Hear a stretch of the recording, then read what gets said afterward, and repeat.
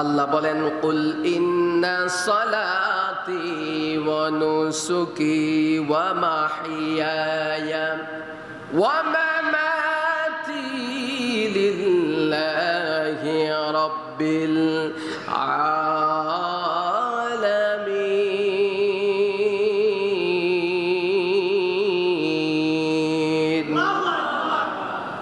আল্লাহ পাক রব্বুল আলামিন বলেন, কুল, হে হাবিব, আপনি জগতের মানুষদেরকে জানিয়ে দেন, কথা আমার, বাণী হলো আমার।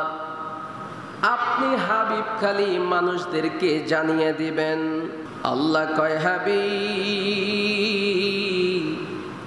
আপনি বলুন, কুল ইন্না সলাতি, নিশ্চয়ই তোমাদের নামাজ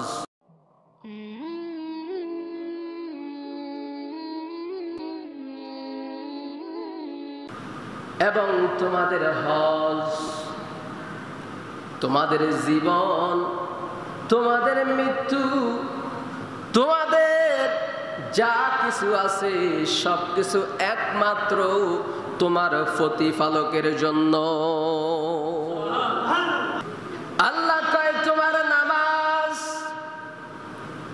এটা দুনিয়ার কোন মানুষকে দেখানোর জন্য না, দুনিয়ার কোন মানুষকে সন্তুষ্ট করার জন্য না রে বান্দা। তোমার এই নামাজ কেবলমাত্র আমি আল্লাহকে সন্তুষ্টির জন্য। তোমার হজ দুনিয়ার কোন মানুষকে সন্তুষ্ট করার জন্য না রে বান্দা। তোমার হজটা হলো আমি আল্লাহকে সন্তুষ্ট করার জন্য। ইসলামের 5টি রুকনের মধ্যে যেমন কালেমা আছে, নামাজ আছে, রোজা আছে, তেমনি ভাবে হজও আছে। কোন ব্যক্তি যদি এই হজটাকে অবিশ্বাস করে, ওই ব্যক্তি অস্বীকার করে, তাহলে সে কাফের হয়ে যাবে। আর কোন ব্যক্তির উপরেও যদি হজ ফরজ হওয়ার পরেও হজ করতে গেল না, আল্লাহ কয় তার উপরে লানত। বন্ধুরা আমার, বাবাজিরা আমার,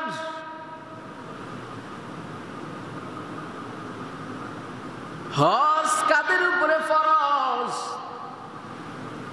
প্রত্যেক আকলবান ব্যক্তি, যাদের আকল আছে, বিবেক আছে, এই সমস্ত বান্দা বান্দি যদি তারা এই পরিমাণ টাকার মালিক হয়, যেই টাকা দিয়ে তারা মক্কায় যেতে পারবে, খানে কাবায় যেতে পারবে, এই সমস্ত ব্যক্তির উপরে আমার আল্লাহ হজটাকে ফরজ করে দিয়েছে। আর এই হজটাকে যারা পালন করবে তারা হালাল উপার্জন দিয়ে হজ করতে যেতে হবে। হারাম টাকা নিয়ে হজ করতে যাবে, লোকে আমাকে হাজি বলবে, লোকে আমাকে অমুক হাজি বলে ডাক দিবে, এলাকার মধ্যে আমার একটা সম্মান হবে, এই নিয়ত করে হজ করতে গেলে লাভ হবে না।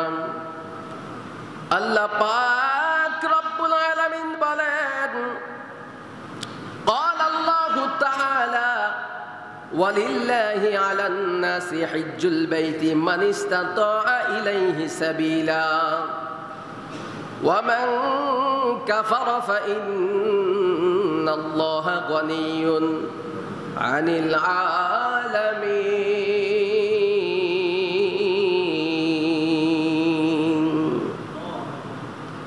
আল্লাহ কয়, বাইতুল্লাহ পর্যন্ত ফুসতে সক্ষম প্রত্যেক ব্যক্তির উপরে আল্লাহর সন্তুষ্টি অর্জনের লক্ষ্যে, দুনিয়াবি নামের জন্য নয়, ফেসবুকের মধ্যে পোস্ট করার জন্য নয়। এখন মানুষ হজ করতে যায় আর ফেসবুকে পোস্ট করে, ঠিক নেই? কাবা শরীফের পিছনের দিকে ফালাইয়া সেলফি তোলে, যেন কাবাও দেখা যায়, তারেও দেখা যায়। মানুষ বলবে, ব্যক্তি তো হজ করে আইছে অমুক হাজী সাহেব, এখন হয়ে গেছে সেলফি হজ, ঠিক নেই? না, এটা তো মানুষকে দেখানোর জন্য নয়। তুমি সেলফি তোলো, তুমি এটা সংরক্ষণ করে রাখার জন্য স্মৃতি হিসাবে রেখে দাও। কিন্তু অনলাইনের মধ্যে তুমি যখন দিবা, তখন তোমার মধ্যে অহংকার আসতে পারে, তোমার মধ্যে তাকাব্বুরি আসতে পারে, তোমার মধ্যে ফকরতা আসতে পারে, তোমার মধ্যে অহংকার হিংসা ভরে যেতে পারে। এই জন্য এগুলা থেকে দূরে থাকতে হবে। আমার আল্লাহ ডাক দিয়া কয়, মানুষেরা রে, আমি আল্লাহর সন্তুষ্টি অর্জনের লক্ষ্যে তোমরা হজ করার জন্য ঘর থেকে বের হও। জোরে কোন সুবহানাল্লাহ। আমার আল্লাহ ডাক দিয়ে বলেন, وقال تعالى الحج أشهر معلومات فمن فرض فيهن الحج فلا رفث ولا فسوق ولا جدال في الحج। ও বান্দারা রে,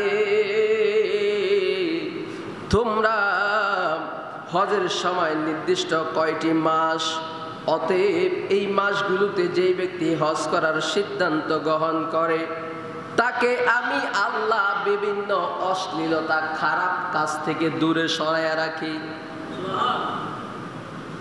আপনারা কি সুবহানাল্লাহ করবেন না? কইলে কি গুনাহ হইব না সওয়াব হবে? হ্যাঁ। যে ব্যক্তি হজ করার জন্য সঠিক নিয়ত করবে, আমি আল্লাহ তার সমস্ত ফিতনা ফাসাদ থেকে দূরে রাখবো, গুনাহ থেকে দূরে রাখবো। শুধু তাই নয়, ও বান্দারা রে, তোমরা যখন হজ করতে যাইবা, হজ করতে যাইয়া ফালা রফাসা ওয়ালা ফুসুকা ওয়ালা জিদালা ফিল হজ, তোমরা ঝগড়াঝাটি কইরো না, মারামারি কইরো না, ফিতনা ফাসাদ কইরো না, তাইলে তোমাদের হজ কবুল হবে না। হাজী সাহেবা হজ করতে যাইয়া মারামারি করে, এমন রেকর্ড আছে না নাই? হাজী সাহেবেরা হজ করতে যাইয়া খাওয়া নিয়ে ঝগড়া লাগে, থাকা নিয়ে ঝগড়া লাগে, বিভিন্ন ভাবে ঝগড়া লাগে। যারা হজ করার পরে টাইটেল লাগাইয়া কয় আমি তো হাজী, আমার মনে হয় জান্নাত ওয়াজিব, না, সুযোগ নাই। আল্লাহ কয় ফালা রাফাসা ওয়ালা ফুসুকা ওয়ালা জিদালা ফিল হজ। এই সমস্ত কাজগুলা থেকে তোমরা দূরে থাকতে হবে, তাহলে তোমার হজ আমার আল্লাহ কবুল করবে। শুধু তাই নয়, আল্লাহর নবীর সাহাবী আবু উসামা রাদিয়াল্লাহু তাআলা আনহু নবী করিম সাল্লাল্লাহু আলাইহি ওয়াসাল্লাম থেকে বর্ণনা করেন, উনি ডাক দিয়ে বলেন, পৃথিবীর মানুষেরা রে, ও পৃথিবীর মানুষেরা শোনো, আন আবি উমামাতা আনিন নবী সাল্লাল্লাহু আলাইহি ওয়াসাল্লাম ক্বালা মান লাম তাহবিসহু হাজাতুন যাহিরাতুন আও মারাদুন হাসিব হাবিসুন আও সুলতানুন জাইরুন ওয়া লাম ইউহাজ্জু ফালাইমুত ইনশাআ ইয়াহুদিয়্যা ওয়া ইনশাআ নাসরানিয়্যা। রাওয়াহুল বাইহাকি। জোরে কোন মারহাবা। আল্লাহর নবীর সাহাবী ডাক দিয়া কয়, আমার প্যারা নবী, দু জাহানের বাদশা নবী, ডাক দিয়ে বলে, যাকে প্রকাশ্যে কোনো প্রয়োজন অথবা বাধা দানকারী কোন রোগ অথবা অত্যাচারী বাদশা হজ করতে বাধা না দেয়, সত্ত্বেও হজ করলো না, সে ইহুদি হিসাবে মৃত্যুবরণ করুক বা নাসারা হিসাবে মৃত্যুবরণ করুক, তাতে আমার আল্লাহর কিছু যায় আসে না। কত বড় কথা আল্লাহ বলছেন, যে সে ইহুদি হিসাবে মরুক বা নাসারা হিসাবে মরুক, আল্লাহর কিছু যায় আসে না। হযরত আবু সাঈদ খুদরি রাদিয়াল্লাহু তাআলা আনহু থেকে হাদিস, যে বান্দার শরীর আমি সুস্থ রেখেছি এবং তার জীবনযাত্রার সচ্ছলতা আমি দান করেছি, খাওয়া দাওয়ার সমস্যা নাই, বাড়ি বানানোর অসুবিধা নাই, 50 লাখ টাকা দিয়ে জায়গা কেনার কোনো অসুবিধা নাই, এই সমস্ত ব্যক্তি এভাবে যদি 5 বছর অতিবাহিত হয়, 5 বছর অতিবাহিত হওয়ার পরে সে আমার ঘরে আগমন করলো না, আমার বাইতুল্লাহ তাওয়াফ করলো না, সে নিশ্চিত হতভাগ, রহমত থেকে বঞ্চিত, হতভাগ, তার মতো হতভাগ আর নাই। আল্লাহর প্যারা নবী, দো জাহানের নবী ডাক দিয়া কয় ক্বালা রাসূলুল্লাহ সাল্লাল্লাহু আলাইহি ওয়াসাল্লাম মান হাজ্জা লিল্লাহি ফালাম ইয়ারফুস ওয়া লাম ইয়াফসুক রাজাআ কাইমি ওয়ালাদাতহু উম্মুহু রাহুল বুখারী। আল্লাহর নবী দুজাহানের বাদশা ডাক দিয়া কয় যে ব্যক্তি আল্লাহর সন্তুষ্টির জন্য অশ্লীলতা ও পাপ মুক্ত হয়ে হজ আদায় করলো তিনি নবজাতক শিশুর মতো নিষ্পাপ হয়ে বাড়ির মধ্যে ফিরল। নিষ্পাপ হয়ে বাড়ির মধ্যে ফিরবে। আমার প্যারা নবী আরেকখান হাদিস ওয়া ক্বালা রাসূলুল্লাহ সাল্লাল্লাহু আলাইহি ওয়াসাল্লাম তাবিউ বাইনাল হজ্জি ওয়া উমরাতি فإنهما ينفعان الفقر والذنوب كما ينفي الكير خبث الحديث والذهب والفضة وليس للحجة المبرورة ثواب إلا الجنة رواه الترمذي زرقا مرحبا।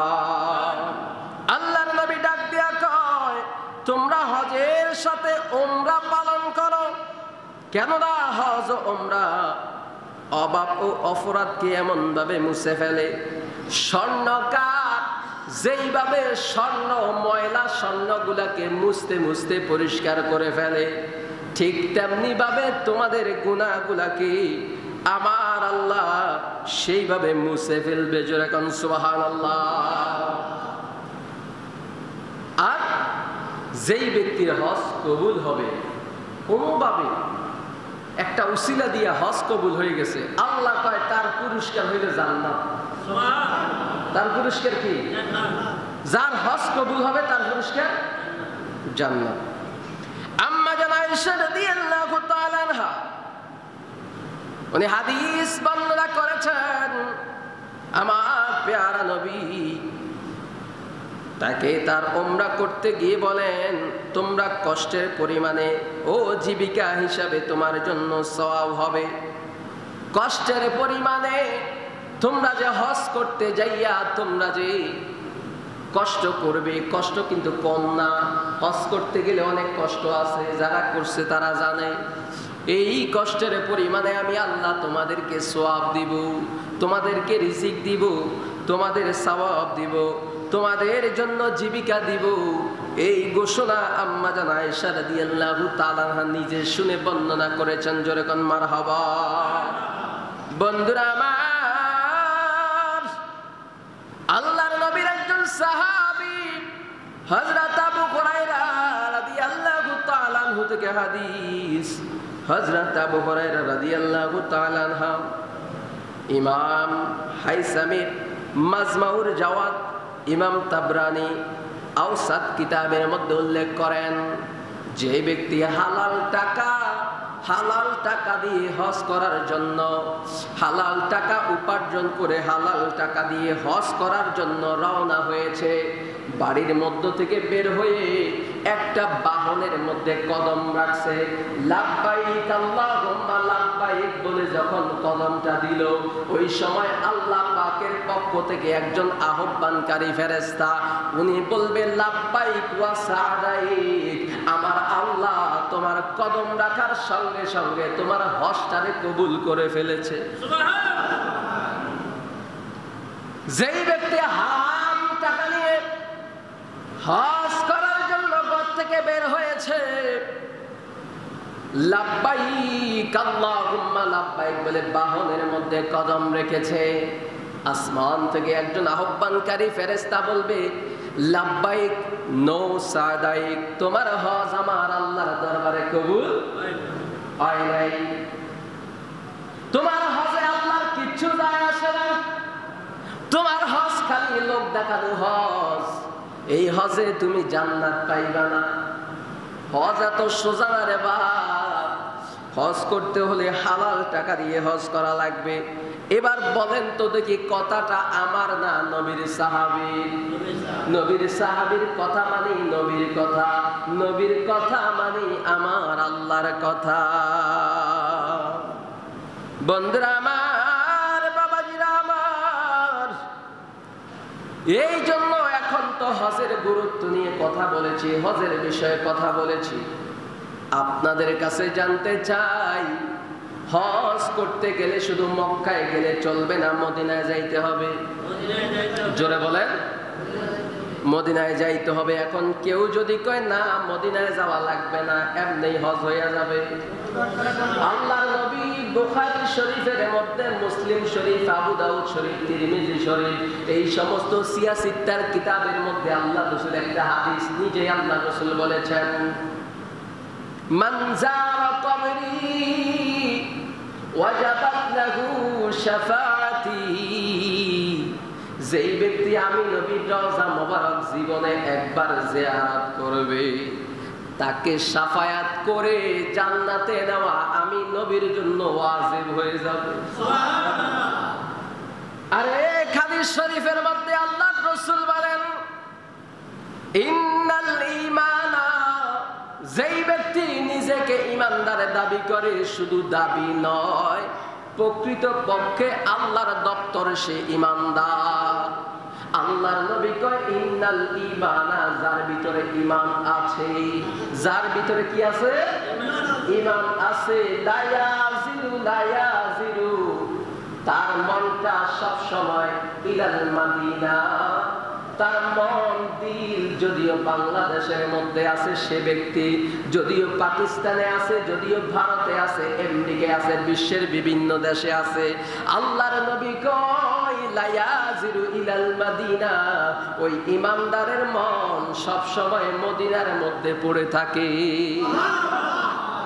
এই হাদিসের ব্যাখ্যায় বলেছেন, কোন একটা সাপ যখন তার গর্ত থেকে বের হয়ে খাবার আরোহণ করার জন্য অনেক দূরে চলে যায়, কিন্তু তার টান থাকে গর্তের দিকে, জানি টাইম মতো আমার গর্তে প্রবেশ করতে হবে, তেমনি ভাবে যারা ঈমানদার তাদের মন থাকে মদিনায়। এবার যদি একটা ফেস লাগাই দিই, এবার যদি বলি বাবারে মক্কা তো আল্লাহর খানে কাবা, যেই কাবারে আমরা সিজদা দেই, তাজিম করি, কাবারে আমরা ঘুরে ঘুরে তাওয়াফ করি, আর মদিনা তো নবীজির রওজা মোবারক। এখন যদি প্রশ্ন করি কাবার দাম বেশি না মদিনার দাম বেশি, এখন যদি বলি মক্কার দাম বেশি না মদিনার দাম বেশি, বলেন তো দেখি। অনেকে বলছে মদিনার, অনেকের ভিতরে প্রশ্ন কেমনে কি হয় বুঝাইয়া দিলে আপনারা সবাই বুঝতে পারবেন। আল্লামা তুকুউদ্দিন আস-সুবুকি রাহমাতুল্লাহ আলাইহি কিতাবের মধ্যে উল্লেখ করেন, আন্না রাওজাতুন নবী সাল্লাল্লাহু আলাইহি ওয়াসাল্লাম খায়রুম মিনাল কাবাতিল মুশাররাফা। সুবহানাল্লাহ। খায়রুম মিনাল কাবাতিল মুশাররাফা,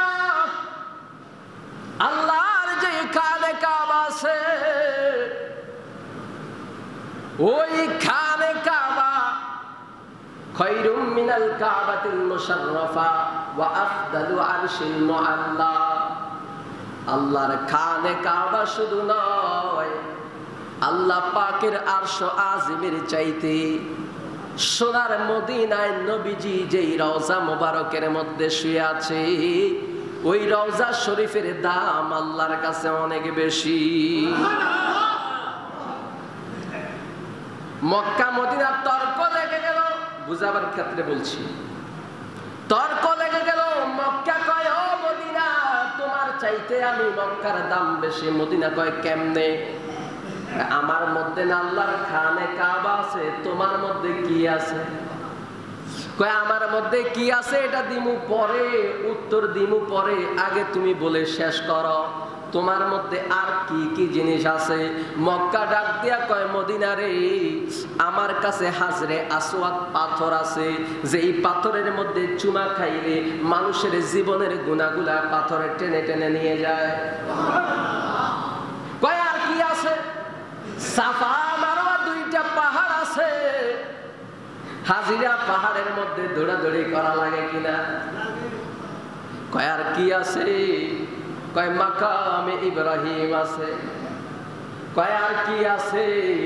কয় আমার কাছে জমজম কূপ আছে। সুবহানাল্লাহ কন্না। মক্কায় কয় আরো অনেক কিছু আছে। মক্কায় মক্কায় কয় আমার কাছে এই সমস্ত দামি দামি জিনিস আছে। ও মদিনা তোমার কাছে কি আছে?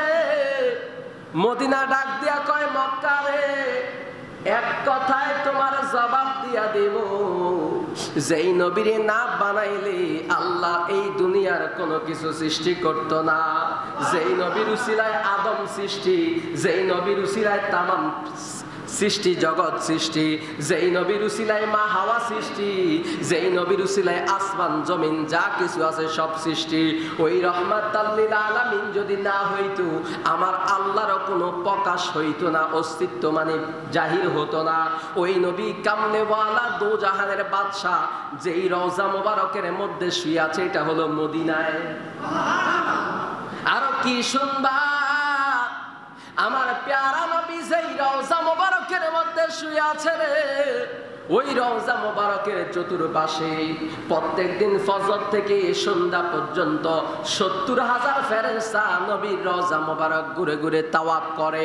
তাওয়াফ করে তাদের তাসবিহ হলো রাসূলুল্লাহর দুরূদ শরীফ মোবারক।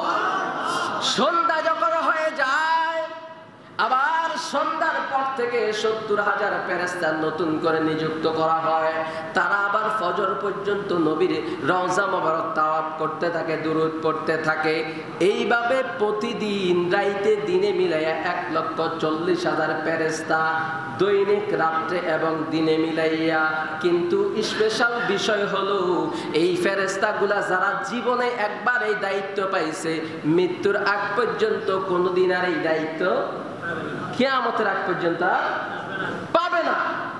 তাই কত ফেরেশতা আল্লাহ বানায় রাখছে নবীর রওজা তাওয়াফ করার জন্য।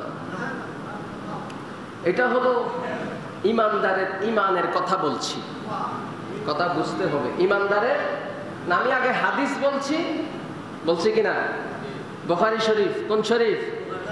তিরমিজি শরীফ, আবু দাউদ শরীফ। আয় হায়, এই হাদিসগুলো তো অস্বীকার করার কোনো কি নাই, সুযোগ নাই, আসেনিও নাই। আবার আল্লাহ কোরআনে কয় কামা আরসালনা ফীকুম রাসূলা। এই সমস্ত আয়াতের ব্যাখ্যা বুঝলে না নবীর সম্মান বুঝে যাবে, ঠিক কিনা কোন? বন্ধুরা আমার, বাবাজিরা আমার, এই হজের ফজিলত এত বেশি। কোন ব্যক্তি হজ করতে গেল, মদিনায় গেল না, আমার নবী কষ্ট পাইল, ওই ব্যক্তির হজ কবুল হইল না। কারণ নবী তো বলছে, এখানে নবী অন্য কোনো কথা কয় নাই, কইছে আমার রওজা জিয়ারত করলে আমি তারে শাফায়াত করব। কি করলে? জিয়ারত করলে। তো সোনার মদিনায় নবীজি রওজা মোবারকে যে শুয়ে আছেন, জিন্দা না মরা? তো জিন্দা নবী শুয়ে আছেন। রাসূলুল্লাহ সাল্লাল্লাহু আলাইহি ওয়াসাল্লাম ইচ্ছা করলে রওজা মোবারক থেকে যেই কোনো উম্মতের ঘরের মধ্যে এসে স্বপ্নে যোগে তাকে দিদার দিতে পারে কি পারে না? সেটার জন্য করণীয় হচ্ছে একজন মুসলমান, একজন নবীর উম্মত হিসাবে 5 ওয়াক্ত নামাজ পড়ে সদা সর্বদাই পবিত্র থেকে জবানের হেফাজত করে, নফসের হেফাজত করে, লজ্জাস্থানের হেফাজত করে আপনি কি করতে হবে? আপনি ইবাদত বন্দেগী করে রাত্রিবেলা শুয়ে শুয়ে রাসূলুল্লাহর উপরে দুরূদ পড়তে পড়তে ঘুমিয়ে যাবেন। বিশ্বাস করেন, যদি আপনার দুরূদটা রাসূলুল্লাহর কদম মোবারকে কবুল হয়, রাসূলুল্লাহর কদম মোবারকে কবুল হওয়ার সঙ্গে সঙ্গে আমার নূর নবী আপনার ঘরের ভিতরে, আপনার হুজরার ভিতরে আপনার সাথে দিদার দিতে দেরি করবে না। অনেক ইতিহাস আছে। এই জন্য রাসূলুল্লাহর উপরে দুরূদ বেশি বেশি পড়বেন না কম পড়বেন? রাসূলুল্লাহর আদর্শ বেশি করে ধারণ করবেন না কম করে?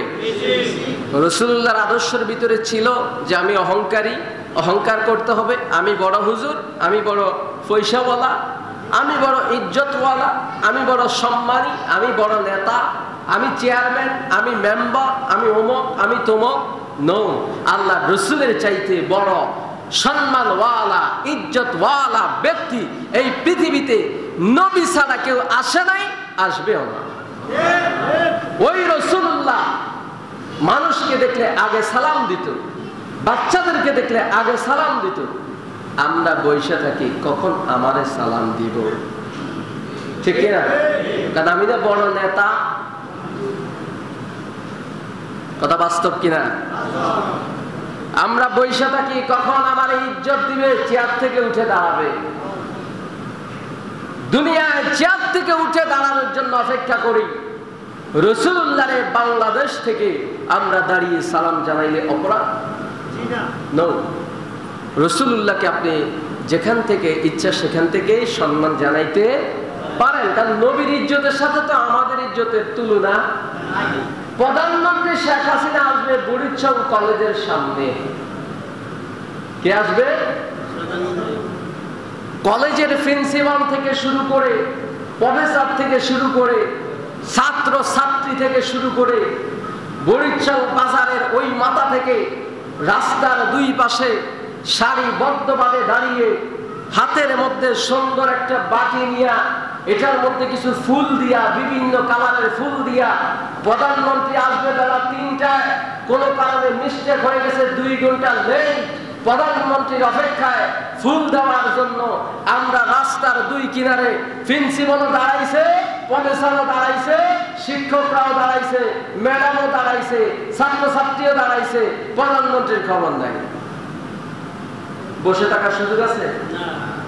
যদি বসে থাকা অবস্থায় প্রধানমন্ত্রী আইয়া দেয়, কি অবস্থা হইব? এই তো সারা অ্যালার্ট, অ্যাটেনশন প্লিজ, সবাই অ্যালার্ট থাকো। ছাত্ররা অ্যালার্ট, কখন আসবে? ফুল নিয়ে দাঁড়ায় আছে, মেয়েরা মেকআপ টেকআপ কইরা, মেকআপ কইরা যাইতেছে রোদে। প্রধানমন্ত্রী আসবে, কি আসবে? প্রধানমন্ত্রী আসবে। প্রধানমন্ত্রী আসার পরে ৩ ঘন্টা লাইনে দাঁড়িয়ে থেকে ফুলের শুভেচ্ছা বাটি থেকে নিয়ে ফুল মারতেছে। তখন কি বেদাতের ফতুয়া পৃথিবীর কোন মোল্লায় দিছে? কোন হুজুর দিছে? যখন রাসূলুল্লাহর সামনে দাঁড়িয়ে ইয়া নবী সালাম আলাইকা, সালামটা কাকে দেওয়া হচ্ছে? নবীজির কাছে ৩ সিস্টেমে সালাম পৌঁছানো যায়। একটা হলো রাসূলুল্লাহ নিজের কানে শুনে, আরেকটা ফেরেশতাদের মাধ্যমে পৌঁছানো হয়। কথা কারণ ঠিক কিনা? এইভাবে ৩টা সিস্টেমে রাসূলুল্লাহর কাছে সালাম পেশ করা হয়। তাসলিম আর ব্যাখ্যা কোরআনুল কারীমের মধ্যে, তাফসীরের মধ্যে গেলে দেখবেন সেখানে তাসলিম আর ব্যাখ্যা আদবের সহিত নবীকে সালাম দেওয়ার কথা বলা হয়েছে। আদব কাকে বলা হয়? একজন ব্যক্তিকে দাঁড়িয়ে সম্মান করে তাজিম করাকে আদব বলা হয়। কথা বুঝতে পারছেন? তো রাসূলুল্লাহকে যদি বাংলাদেশ থেকে সালাম দেই, অনেক হুজুররা কয় বেদাত। কি কয়? বেদাত। আল্লাহ হেদায়েত দান করুক, সকলে বলি আমিন। আমিন। আরো জোরে বলেন আমিন।